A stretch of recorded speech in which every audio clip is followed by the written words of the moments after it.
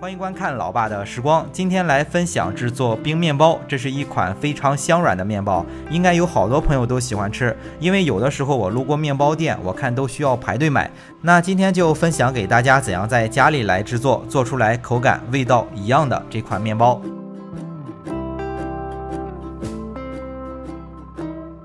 需要用到烫种的做法，首先是烧开100克的水，水开之后立马加入50克的面粉，快速的搅拌成均匀的面糊状，然后放在一旁放凉就行了。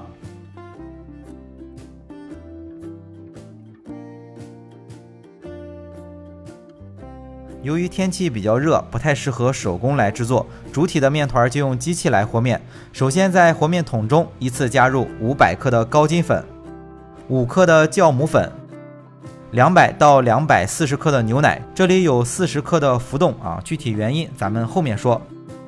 接着加入20克的奶粉、80克的白砂糖、60克的淡奶油，一个鸡蛋大约60克左右。做面包液体材料记着要用凉的，然后就先把材料简单的和成一个面团就行了。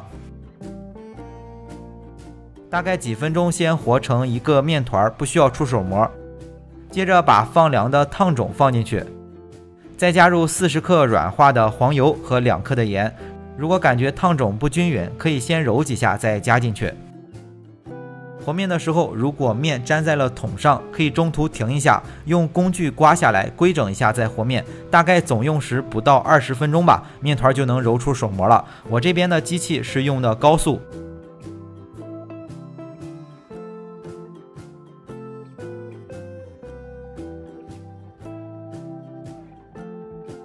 面团的含水量比较大，取出来会很黏，案板上和手上抹上少许的油，简单的整理一下，直接盖上一个盆子醒发，省着醒发好之后都粘到盆子上了。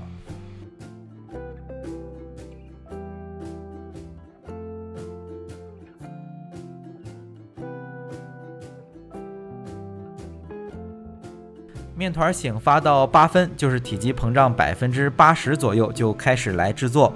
天热醒发的时候留有少许的余地，毕竟制作的时候面团也会轻微的醒发。制作就不需要揉面了，直接分成16个面剂子，分好之后简单的再团一下，保证表面光滑。刚才我们在和面的时候，牛奶的分量是200克到240克，有一个浮动。这个面包的含水量特别大，面团会非常的软，不好操作。如果感觉自己驾驭不了，就放200克的牛奶。想挑战一下的可以试试240克，不过200克就已经很软了。面团全部处理好之后，准备少许的椰蓉在上面沾一层，就可以放在烤箱里2次醒发了。咱们家里很少有配备醒发箱的，自己做咱也不需要放什么改良剂，用烫种的方法可以增加面团的吸水量，让面包更好的锁住水分，这样烤出来的面包口感更加的柔软。如果掌握了这种做法，很多的吐司面包也是可以做的。二发同样醒发到8分，就是体积膨胀80%，然后取出来烤箱升温。烤箱的温度设定是把烤箱预热到上火160度，下火140度，放在烤箱的中层烤18到20分钟，看成色取出。如果不能独立控温的，就都用上下火150度，较小的烤箱适当调低一点温度。面包烤好之后真的特别的软差不多能达到面包店里做的效果。如果是用普通的方法也尝试了，确实差很多。这种方法虽然麻烦一些，但是学会了之后，很多种类似的吐司都是可以做的。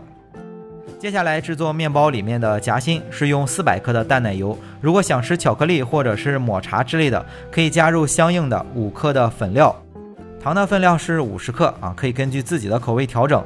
最后加入100克软化的奶油奶酪，然后把材料打发倒入到裱花袋里，挤入面包里就行了。